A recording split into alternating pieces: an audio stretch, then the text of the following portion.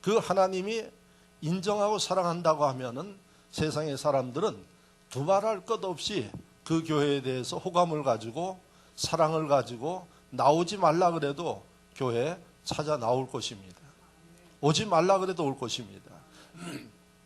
여러분, 우리가 유명한 음식점들 좀 보시기 바랍니다. 그러면 아주 산속에 있어도 그 음식점에 차를 가지고 길을 쓰고 찾아갑니다. 왜? 먹을 게 있으니까. 교회 산속에 있어도 저희가 삼양 사거리에 그 로타리 중심이 있다가 이곳으로 땅을 사서 이사한다 그러니까 많은 사람들이 뭐 하려고 글로 가느냐. 아파트 속에 있지. 거기 가면은 사람도 적고 시골 같은데 왜 가느냐 하고 말렸습니다. 그게 10년 전입니다. 저도 가만히 보니까 그 당시에 시골 지금은 그래도 괜찮아요. 이 지역이. 시골 같은 이곳에 가면은 고전할 걸로 알았어요.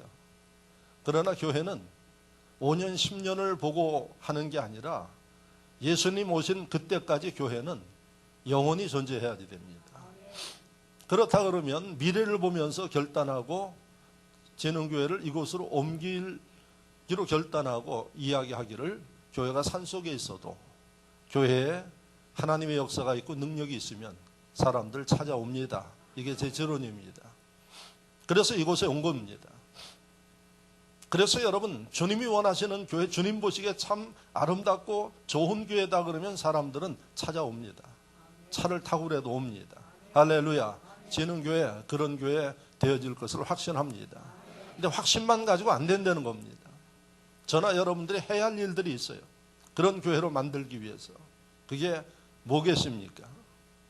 그래서 저는 오늘 17장 1절에서 6절의 말씀을 통해서 그런 교회가 되기 위해서 교회 구성원인 목사나 여러분들이 어떻게 교회 신앙생활을 하고 교회를 섬겨야 할 것인가 하는 말씀을 드리려고 합니다. 오늘 이 말씀의 시작이 뭔고 하니 예수님이 제자들을 데리고, 제자는 12명이죠. 12명의 제자를 데리고 산으로 가셨어요. 그런데 그 산이 높은 산이라고 오늘 말씀에 기록되어 있어요. 엿새 후에 예수께서 베드로와 야고보와 그 형제 요한을 데리고 따로 높은 산에 올라가셨더니 이렇게 되어 있어요. 12명의 제자와 함께 출발해서 산에 가서 그 올라가는데 9명의 제자는 산 아래에 있고 그 중에 3명의 제자 베드로와 야고보와 요한, 야고보와 요한은 형제가 아니에요. 3명만 특별히 데리고 높은 산이라고 기록되어 있어요. 그래서 올라가셨어요. 올라가서 보니까 그 산 정상에 이르르고 나니까 희한한 일이 벌어졌습니다. 2절 말씀에 기록되기를 그들 앞에서 변형되사 그 얼굴이 해같이 빛나며 옷이 빛과 같이 휘어졌더라. 그는 누군가 예수님의 얼굴이 변형된 겁니다. 그래서 해같이 빛나고 그 다음에 이 빛같이 휘어진 예수님의 모습을 보게 됐어요. 평소에 늘 다녔지만 그런 모습이 아니에요. 그래서 제자들이 깜짝 놀라 있는데 또 하나 이상한 일이 벌어졌습니다. 그 일이 뭔고 하니 구약시대의 인물인 모세와 엘리야가 나타난 거예요. 모세는 몇 년도의 인물인고 하니 예수님 오시기 1500년 전의 인물이에요. 그래서 출애굽기는 성경 속에 기록되어 있어요. 1500년 전의 인물이 나타난 거예요. 요즘으로 이야기하면 귀신인가 뭔가 이렇게 이야기를 하는데 나타났어요. 그리고 엘리야는 몇 년 전의 인물인고 하니 900년 전의 인물이에요. 1500년 전의 인물과 900년 전의 인물이 나타나서 그 다음에 나오는 말씀을 보니까 그들이 예수님과 더불어 3절에 그때 모세와 엘리야가 예수와 더불어 말하는 것이 그들에게 보이거늘. 세 제자가 깜짝 놀라서 예수님 변화된 모습을 보고 있는데 1500년 전에 모세가 나타났어요. 900년 전에 엘리야가 나타났어요. 아마 이게 꿈인가 생신가 하고 반신반의하고 있었을 거예요. 그런데 모세와 엘리야와 예수님이 이야기를 하고 있는 거예요. 그럼 이거 꿈이에요, 아니에요? 꿈이 아니에요, 이게. 현실이에요. 도대체 이 제자들은 이해할 수 없는 광경을 지금 목격하고 있는 겁니다. 그리고 그 광경을 아주 신비롭고 황홀하게 이렇게 표현을 하고 있어요. 여러분들이 만약에 그런 자리에 있었다 그러면 어떤 생각을 했겠습니까? 아마 살을 꼬집었을 거예요. 이게 내가 꿈꾸는 거냐, 이게 현실이냐 하고. 그런데 엄연한 현실이었어요. 그래서 이 세 제자가 깜짝 놀라서 그 말씀을 보니까 엎드러져 있어요. 6절에 제자들이 듣고 엎드러져 심히 두려워하니. 그런데 그렇게 대화하고 있는데 하늘에서 소리가 또 들려요. 예? 천둥 소리도 아니고 그 소리가 예수님에 대해서 이 예수는 내 사랑한 아들이다 하는 하나님의 음성이 들린 거예요. 자, 예수님이 변화되었어요? 1500년 전, 900년 전에 인물이 나타나 이야기를 하고 있어요? 그런데다 하늘에다가 뭐 하늘이 굳은 것도 아닌데 소리가 나면서 예수는 내 사랑한 아들이라고 이야기를 해요? 이 정도 되어지면 제자들은 아무리 간이 커도 기절초풍할 노릇입니다. 그래서 성경에 보니까 그들 제자들이 듣고 엎드려 심히 두려워하니 그랬어요. 엎드려 눈도 들지 못하고 그렇게 있는 겁니다. 그러니까 예수님이 얼마나 시간이 지났는지 제자들 두드리면서 하는 얘기가 일어나라, 두려워하지 말라, 이렇게 이야기를 합니다. 제자들이 눈을 뜨고 보니까 모세도 없어졌어요. 엘리야도 없어졌어요. 이게 도대체 어떻게 된 건가? 그런데 한 가지 남아있는 것은 그 마음속에 깊은 신비로움과 황홀감과 감격이 있었던 거예요. 그 자리, 그 순간을 놓치고 싶지 않았어요. 그래서 제자 베드로가 3명 중에 수제자 베드로가 예수님에게 이야기를 합니다. 주님, 이곳에서 내려가지 말고 이곳에서 머뭅시다. 내가 초막 집을 세 채 지을 테니까 하나는 예수님, 하나는 모세, 하나는 엘리야를 위해서 지을 테니까 내려가지 말고 여기서 사십시다 하고 이렇게 이야기를 했어요. 그렇게 예수님이 그 얘기를 듣고 아무 말씀하시지 않으면서 제자 3명을 데리고 산 아래로 내려가시는 겁니다. 이게 오늘 본문의 말씀입니다. 왜 이 말씀을 교회가 왜 존재해야 하는가 하는 이 설교에 이 말씀이 필요한가? 여러분, 이 높은 산, 예수님이 변화된 높은 산 이름을 정확하게 어딘지를 몰라요. 그런데 흔히 요즘 사람들이, 예수 믿는 사람들이 이 산을 변화산이다 이렇게 이야기를 해요. 예수님이 변화된 산이다 그래서 변화산이라고 이야기를 해요. 그러면 이 변화산의 이 모습, 이 변화산의 의미가 뭐냐? 이게 오늘날 교회와 같다는 것입니다. 할렐루야. 교회. 그래서 사람들이 교회 나오면 어떻게 되어져요? 변화되는 거예요. 그래서 교회는 존재해야지 돼요. 예? 우리가 죄 지은 상태 그대로는 천국에 못 가. 그래서 변화돼야만이 천국에 갈 수 있어요. 그리고 우리가 세상을 살아가는데 날마다 죄 짓고 유괴죄 들려서 그렇게 살아가서는 행복을 누릴 수가 없어요. 많은 사람들이 행복을 세상 눈에 보이는 곳에서 찾아요. 물질이 많으면 행복할 줄 알고 물질을 축적해요. 행복이 없어요. 뭐 좋은 옷을 입고 맛있는 것 먹으면 행복할 줄 알고 맛을 찾아다니고 유행 찾아다녀요. 그것도 여러분 잠시뿐입니다. 그래서 성경은 해 아래 헛되고 헛되다고 이야기를 하고 있어요. 모든 게 다 헛되다고 이야기를 해요. 우리가 살아갈 때 필요한 것이지 여러분들을 만족시키고 행복하게 만들지는 못하는 거예요. 그래서 여러분, 우리가 예수 그리스도를 믿고 그 안에 주님이 주시는 이 기쁨과 평강, 오늘 베드로와 야고보와 요한이 희한한 모습을 봤어요. 이 감동과 이 황홀감이 얼마나 좋았던지 산 아래 내려가고 싶지 않았다는 겁니다. 여기서 살자고 이야기하는 겁니다. 그래서 이 변화산은 오늘의 교회와 같은 곳이고, 교회는 이런 변화를 경험하고 감격과 기쁨을 경험하는 게 바로 교회예요. 그래서 예수님이 이 변화산의 사건을 통해서 오늘날 모든 교회와 크리스찬들에게 교회는 이런 곳이다. 이래서 교회는 존재한다. 세상에 많은 사람들이 산 아래 예수님이 내려갔더니 귀신 들린 사람, 병든 사람, 문제 있는 사람 기다리고 있어요. 그게 세상이에요. 그래서 교회는 바로 그 세상을 향해서 이런 역할과 일들을 하는 곳이 교회다 하는 거예요. 그래서 여러분, 예수님이 교회와 같은 그 높은 산을 어떻게 가셨어요? 성경에 올라갔다고 표현하고 있어요. 등산 좋아하시는 분들 산에 올라가면 힘드시죠? 높을수록 힘들어요. 산도 낮은 산도 있고 야산도 있고 적당한 산도 있는데 뭐 하려고 예수님 그 힘들게 높은 산에 올라가시나요? 그 높은 산에 올라갔더니 이러한 남들이 경험하지 못하는 신비로운 일들을 경험한 거예요. 그래서 변화산이 교회라 그러면 교회는 올라가는 데요? 내려가는 데요? 올라가는 데요. 올라간 데는 의미가 뭐예요? 쉽지 않아요, 나오는 게. 여러분, 이 자리에 나오는 거 기적입니다. 예?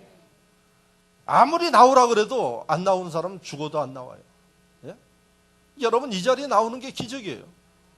예수님의 12명의 제자들 가운데 몇 명이 올라갔어요? 3명이 올라갔어요, 3명. 확률이 얼마예요? 3분의 1이에요.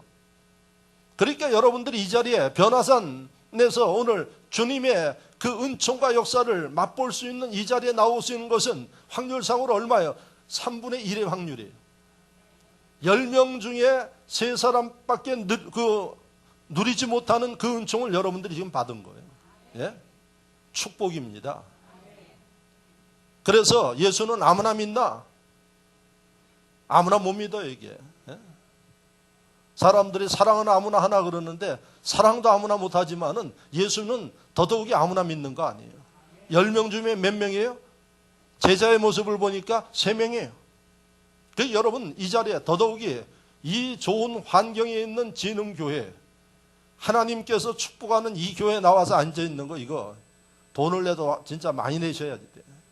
그런데 다 공짜잖아. 이따 끝나면 밥도 먹여줘. 오늘 또 창립주년 선물도 줘. 예? 아멘도 안 하네. 늘 받는데 익숙해가지고. 예? 그게 교회예요, 여러분. 이런 기쁨을 주는 것, 변화를 경험하게 하는 것, 이게 교회고, 그래서 교회가 존재하는 거예요. 그러면 이런 교회 일에 충실하면 세상 사람들이 사랑하겠습니까? 안 하겠습니까? 사랑해요. 여러분, 그렇게 하는데 싫어할 사람이 어디 있겠어요? 그래서 진흥교회가 모든 성도들이 이제부터 해야 할 일들이 바로 이런 교회의 사명을 잘 감당하는 데 여러분들이 최선을 다하고 일익을 담당하는 인물들이 되어져야 한다는 사실입니다. 자, 그렇다면 문제가 뭐냐? 알아야 하지. 예? 알아야 면장할 거 아닙니까? 그래서 여러분들이 오늘 이 말씀을 통해서 목사 설교 짧은 시간에 듣는 이야기지만 정확하게 아시고 가슴에 새기면서 감당하여서 대한민국과 세계를 향해 나가는 그런 교회로 만들어 나갈 수 있기를 주의 이름으로 축원합니다. 주역들이 되기를 축원합니다. 자, 그러면 오늘 이 말씀에 의해서 우리가 기억해야 할 일은 뭔고 하니, 예수님이 그 높은 산에서 엄청난 영광과 은혜를 받았는데 제자들은 거기 살자 그래요. 예수님은 산 아래에 있는 고통과 문제 가운데 있는 사람들에게 가자고 이야기를 합니다. 여러분들이 오늘 영광스러운 자리에 왔고 3분의 1 확률 가운데 왔지만은 오늘 은혜 받고 하나님의 분복 받으면 어디로 돌아가야지 돼요? 세상으로 가셔야지 돼요. 그래서 세상 가운데서 한 주간 열심히 맹렬하게 안 믿는 심정들에게 자랑도 하고 복음도 전하고 가보자 외치기도 하고. 어디로 가봐요? 이래가지고 되겠어요? 이게 세 사람만 지는 교회라고 이야기합니다. 어디로 갑니까? 꼭 요래야지 이제. 그래서 교육이 필요한 거예요. 뭐 때문에 세상 나가요? 가서 외쳐야지 모르니까. 이걸 갖다가 하나님의 백성들의 사명이라고 이야기를 해요. 그런데 여러분, 교회에서는 은혜 받고 교회에서는 봉사도 잘하는데 세상 가서 여러분 예수 전하지도 못하고 자랑하지도 못하고 예수 믿는 거 드러내지도 못하는 심령들이 있어요. 그 사람들을 뭐라고 이야기를 해요? 형식적인 신앙인이다, 이렇게 이야기를 해요. 예? 그 사람들의 삶을 갖다 우리가 뭐라고 이야기하는 거 아니에요? 이원론적인 삶이라 그래요. 교회에서는 은혜 충만한데 세상 나가서는 비실비실해요. 교회와 세상 삶이 분리되어 있어요. 예수님의 모습은 뭡니까? 은혜 받고 나서 어디로 가요? 세상에 가는 거예요. 예? 이게 바로 저와 여러분들의 삶이에요. 오늘 정확하게 교회가 왜 존재하는지, 뭔지를 정확하게 알고 세상을 변화시키기 위해서 나가셔야지 돼요. 세상에 믿지 않는 사람들에게 자랑하고 감동 주기 위해서 나가야 된다는 사실입니다. 자, 그러면 오늘 이 변화산의 모습을 통해서 교회에 나오는 여러분들 어떤 은혜를 받아야지 됩니까? 세상에서는 경험하지 못하는 신비로운 이러한 은혜를 경험하셔야지 돼요. 아멘이십니까? 절대 세상에서는 이거 경험할 수 없는 거예요. 산 아래인 제자들 9명이나 있었어요. 그런데 모세 만났어요? 엘리야 만났어요? 대답 좀 해봐요. 만났어요? 그래야지 좀 설교를 하면서 이게 좀 재미가 있지. 도대체 꿀먹은 멍이들만 앉아가지고 해가지고 어떻게 이게 설교가 됩니까? 못 만나요, 그 사람들. 성경에 보니까 못 만났어요. 어디 있는 사람만 만났어요. 산 꼭대기에 있는 예수님과 세 제자만 만났어요. 여러분들 어디 와 있는 겁니까? 알기는 잘하시네. 산 꼭대기에 지금 와 있어요. 그러니까 누구를 만나는 거예요? 예수님 만나, 모세 만나, 엘리야 만나. 그 자리에 이 자리가. 그런데 산 아래에 있는 제자들 못 만났죠? 산 아래는 어디라 그랬어요? 세상이에요, 세상. 다방에서 만나요? 다방에서도 진짜 기도하면 만나긴 만나. 그런데 그런 믿음이 없어. 예? 어떤 사람은 또 술집에서도 만난대. 왜 가냐 그랬더니 술 먹는 사람 전도해서 데리고 오려고 한대. 있어요, 실제로 그런 사람들. 예? 하여튼 저 용감한 사람들이 많아요. 그런데 하나님은 어디든 다 계셔요. 그런데 오늘 말씀에 의하면 교회는 세상에서 만날 수 없는 예수님 만나는 곳이에요. 여러분 이 자리에 오신 거예요. 그런데 이 자리에도 억지로 끌려오신 분들도 아마 없지 않아 있을 것 같아요. 예? 알고 나면 달려와 스스로 할렐루야. 예? 세상에서 못 만나는 예수님 만나 경험하지 못하는 신비로운 경험을 하는데 어찌 안 나오겠어요? 그래서 여러분 보십시오. 예수에 대해서 듣는 것만 해도 축복이에요. 왜 그런 줄 아십니까? 예수님이 누구십니까? 하나님의 아들이에요. 하나님의 아들이라는 것은 하나님이시면서 세상에 육신을 입고 오신 분이에요. 그러면 지금 인류의 그 세계에 사는 사람이 약 70억 정도 된다 그러는데 70억 가운데 하나님이면서 사람인 사람이 있어요, 없어요? 없지, 없어. 그런데 가끔 있어. 가끔 누가 있는 거 아니에요? 이제 우리나라에도 그 이단이라 그래요. 문선명 씨, 자기가 하나님이시라 그랬어요. 지금도 여러분 신천지의 이만희 하나님이래, 하나님. 그런데 여러분 그런 사람들 빼놓고는 절대로 하나님이면서 사람인 사람이 없어요. 오직 한 분 예수님이에요. 그 예수님을 들어요. 어디서 들어요? 예? 어디서 들어요? 진흥교에서 지금 듣고 있지. 예? 그러니까 이 예수에 대해서 들을 수 있는 거 축복이에요. 그 예수님을 만나면 더 축복이에요. 그곳이 어디예요? 우리 교회뿐만 아니라 모든 교회에서 다 만나는 거예요. 또 다른 교회 또 시험에 드니까 모든 교회에서 다 만났는데 여기서 지금 우리가 예배 드리니까 진흥교회 하는 거죠. 할렐루야. 그러니까 여러분 하나님이면서 사람인 사람이 인류 역사 속에 딱 한 분 예수님밖에 없어요. 그런데 그분에 대해서 듣고 그분을 만나는 시간이 오늘 이 시간이에요. 그러니까 여러분 교회는 바로 이런 신비로운 역사와 능력을 경험하는 것이 교회다. 그러면 저와 여러분들이 해야 할 일이 뭐겠어요? 모르는 사람들을 이 은혜를 맛볼 수 있게 해줘야 되지 않겠습니까? 어거지라도 모셔서 만나게 한다고 하면 그 인생의 축복 아니겠어요? 그래서 우리가 전도하는 거예요. 그 때에 따라서는 여러분 안 가겠다는 사람을 여러 가지 방법을 통해서 인도해요. 왜 해요? 근데 그 사람들은 몰라요. 자기를 위해서 그러는지 모르잖아요. 그런데 여러분 한 사람이라도 이러한 은혜를 경험하고 예수 그리스도를 만나게 하고 교회에서만 일어날 수 있는 일이기 때문에 그래요. 그래서 교회는 바로 이렇게 주님을 알지 못하는 사람들을 인도해서 예수를 만나게 하고 예수님의 은혜를 맛보게 하고 하는 유일한 장소가 교회다 하는 사실을 잊지 마시기를 바랍니다. 그래서 우리가 초청하는 거예요. 그래서 우리가 애를 쓰고 인도하는 이유가 여기에 있습니다. 그러면 성경에 다 말씀을 드릴 수가 없어요. 어떤 일들이 일어났느냐. 제가 한 가지만 딱 소개를 하면은 구약 성경에 사무엘 상이 있어요. 사무엘에는 사람이 기록한 말씀인데 3장에 보면 사무엘이 진짜 어머니가 한나인데 아기를 못 낳았어. 그래서 하나님 앞에 눈물로 기도하면서 아기를 달라고, 아들을 달라고 기도해서 난 기도의 아들이 사무엘이에요. 그래서 여러분, 교회는 종종 아기 낳지 못하는 이 주부들이 와가지고 눈물로 기도해서 실제로 하나님의 은총 가운데 그 자녀를 낳게 되는 이런 간증들이 있는 거예요. 그래서 이 한나가 사무엘을 얼마나 소중하게 얻었어요. 근데 이 한나가 사무엘을 하나님의 이 축복 가운데 키우기 위해서 하나님의 성전에서 자라도록 그 제사장 밑에 양육을 맡겼어요. 어느 날 이 어린 사무엘에게 하나님이 사무엘아 사무엘아 부르는 소리가 들렸는데 사무엘이 자기 스승인 엘리가 부르는 줄 알고 쫓아갔어요. 그랬더니 보니까 엘리가 안 불렀어요. 왜? 하나님이 불렀으니까.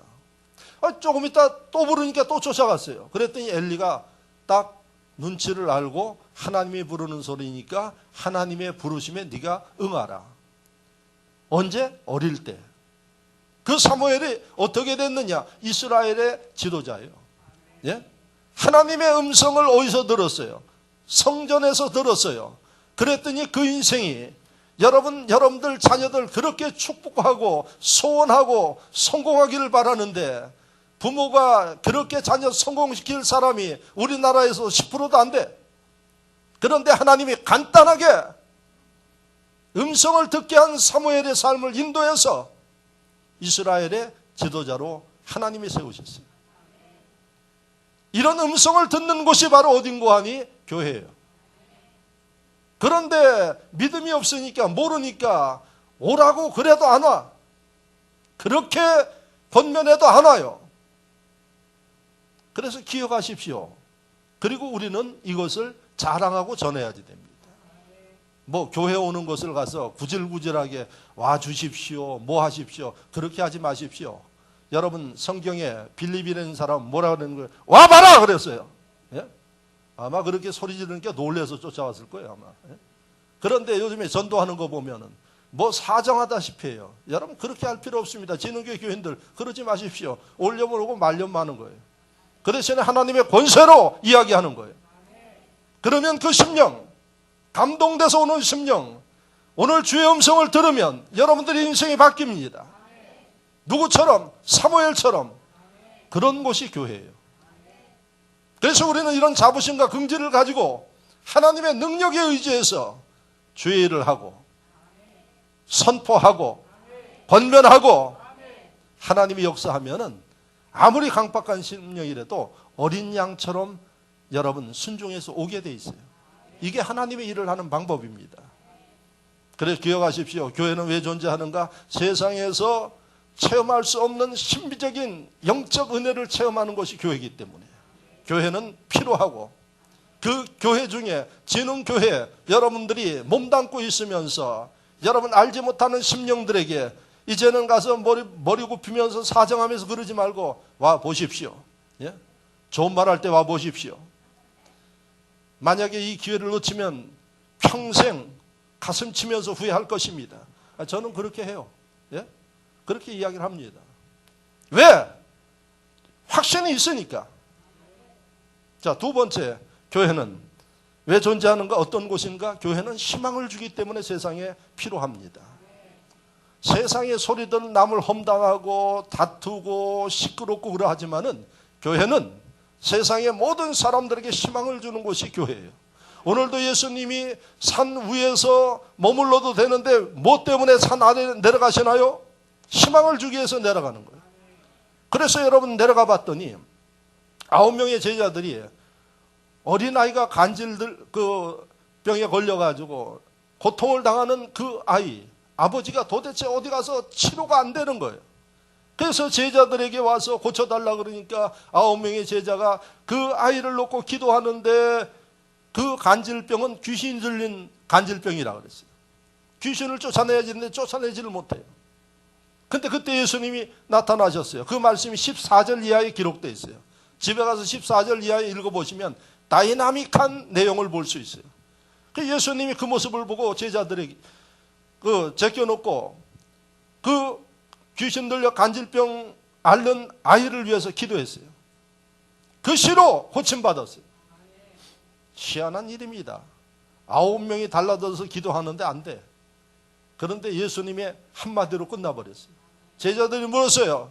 어떻게 우리는 9사람이 기도하는데 안 되는데 주님은 하십니까? 뭐라고 이야기를 합니까? 할 수 있거든요. 무슨 말이냐? 믿는 자들에겐 능치 못할 일이 없다고 그랬어요. 믿으면 한다는 얘기예요. 9명이 달라들어 기도했지만 너희 믿음 가지고는 안 된다는 거예요. 산에서 하나님의 신비로운 경험을 하고 주님을 만나고 이 은혜 체험한 그 능력으로 외쳤더니 귀신이 떠나간 겁니다. 여러분들도 하실 수 있는 겁니다. 여러분 생각해 보십시오. 그 당시에도 의사가 있었을 거예요. 별별 의사를 다 찾아다니면서 그 아이를 살리려고 노력을 했는데 절망이에요. 더 이상 세상에서는 방법이 없으니까 마지막 한 가닥 희망을 가지고 예수님 앞에 나왔더니 그 희망이 성공했어요.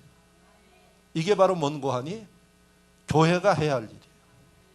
세상에 희망을 잃어버린 심령들이 마지막으로 나올 수 있는 곳은 교회예요. 그들에게 희망을 줄 수 있는 곳이 교회예요. 여러분들의 말 한마디가 희망을 주고 여러분들이 예수 그리스도를 전하는 게 희망을 주고 여러분들의 기도가 희망을 주고 할렐루야, 상처받은 심령을 위해서 기도할 때 그 심령이 상처를 치료받을 수 있는 거고, 문제가 있어서 고통당하는 심령들이 있으면 그들에게 여러분 예수 그리스도의 복음을 증거하고 기도해 줄 때 내가 하는 게 아니라 주님이 역사하심을 믿으시기를 축원합니다. 오늘 여러분들 이 자리에 나왔지만은 주님 만나면 희망을 갖습니다. 자신감을 갖습니다. 마음의 슬픔이 사라지고 기쁨이 임합니다. 왜 그럴까요? 우리 주님이 하시는 일이에요. 교회의 주인은 주님이셔요. 그 주님 지금 함께 하십니다. 여러분들과 만나기 위해서 예배라는 제도를 만들어서 초청하는 겁니다. 오늘 주님을 만나십시오. 희망이 넘칩니다. 여러분 그 희망의 감격 때문에 제자들은 뭐라 그랬습니까? 이곳에 있읍시다. 즉 교회 안에서 안 나가려고 하는 겁니다. 이런 영적인 은혜와 경험이 신앙생활이지 교회에 왔다 갔다 하는 게 여러분 신앙생활이 아닙니다. 이런 희망을 가슴에 담아서 세상 나가서 꿈을 펼치고 희망을 펼치면서 믿지 않는 심령들에게 하나님의 영광을 나타내는 게 바로 신앙생활이고 그리스도인들이라는 사실을 기억하시기를 축원합니다. 교회에 나와서 희망을 가지시기 바랍니다. 마지막으로 세 번째, 교회는 삶에 지친 사람들에게 위로자가 되어지는 곳이 교회입니다. 피난처예요, 교회는. 그래서 여러분 시편 46편 1절에 주님은 피난처시요 힘이시니 환난 날에 큰 도움이 되신다고 말씀하고 있습니다. 그래서 여러분 믿지 않는 사람들도 어려운 일을 당하면 어떻게 합니까? 하나님 그렇게 찾아요. 뭐 대부분 둘 중에 하나예요. 뭐 아버지 찾든지. 평소에는 어머니를 참 사랑하는데 위기를 당하면 어머니 안 하고 아버지 하더라고요. 그렇죠 여러분들. 제가 이렇게 가만히 들어보면 이상한 그 특성이 하나 있어요. 보면 자녀들이 다 아버지보다 어머니하고 짝짝꿍이에요. 아주 가까이 지내요. 근데 진짜 어려운 일을 당하면 어머니 살려주세요 안 하고 아버지 살려주세요 그래요. 아버지가 힘이 있어서 그런지 그래요. 그런데 그거보다도 좀 신앙생활하는 사람, 안 믿는 사람도 진짜 위기를 당하면 누굴 찾는 거 아니? 하나님 찾아요. 절대로 공자님 찾는 적이 없어요. 그리고 제가 다른 종교 이야기하면 또 저기 하니까 다른 종교는 이야기하지 않겠어요. 뭐 맹장님 찾는 적도 없어요. 하나님이요 다 하같이. 그런 걸 보면은 우리를 누가 만드셨어요? 하나님이 만드신 DNA가 있기 때문에 잊고 살지만은, 불신하지만은 이 속에 있는 하나님에 대한 그 마음이 여러분 목소리로 나오는 거예요. 그런데 성경 시편 46편 1절에 하나님은 우리의 피난처래요. 그리고 여러분 마태복음 11장 28절에 수고하고 무거운 짐진 자들아 다 내게로 오라, 내가 너희를 쉬게 하리라. 이거 얼마나 여러분 소중한 이야기입니까? 여러분도 피곤하고 힘들고 어려울 때 어디 가요? 사우나 가지 말고 교회 나와서 하나님 앞에 은혜를 구하세요. 예? 주님 도와주십시오. 그 주님이 여러분 임하셔서 마음의 소망도 주시고 육신의 힘을 주시고, 할렐루야. 여러분 주님은 피난처 아닙니까? 교회가 피난처가 되어야지 됩니다. 할렐루야.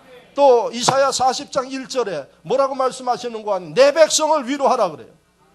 교회는 사람들을 위로하는 곳이에요. 정죄하는 것도 아니고 싸움하는 것도 아니고 비방하는 것도 아니고, 누가 나오든 간에 교회는 위로하는 곳이 돼야 돼요. 그래서 진흥교회 교인들, 이 땅의 모든 크리스찬들은 해야 할 일이 뭔가, 입술이 여러분 이 축복된 입술이 돼야 돼요. 믿지 않는 사람들은 날마다 부정하고 원망하고 불평하지만은 예수 믿는 심령들의 입술은 축복하셔야 돼요. 백성들을 위로해 줘야 돼요. 우리가 살고 있는 이 시대에 희망이 필요하고 위로가 필요한 시대예요. 지금 국가적으로도 젊은이들에게 뭐가 필요해요? 일자리가 필요하대, 일자리가. 그리고 여러분 나이 드신 고령화 시대의 노인들 외롭대, 외롭대. 그분들 자녀들이 있지만 외롭대요. 그래서 저희 교회에서도 목요일마다 노인대학 만들어서 그 노인대학에 한 주에 한 번씩 식사도 대접하고 그분들 위로해요. 예? 교회는 위로하는 곳이에요. 할렐루야. 화요일 날 오후 2시는 이 가까이에 있는, 여기는 공기가 좋아가지고 요양병원이 많아요. 저희가 나갈 수는 없는데 여러분 한 군데를 정해서 매주 화요일 날 오후 2시에 가서 그 층층마다 다 다니면서 기도해드리고 있어요. 노인들 다 병상에 누워 계세요.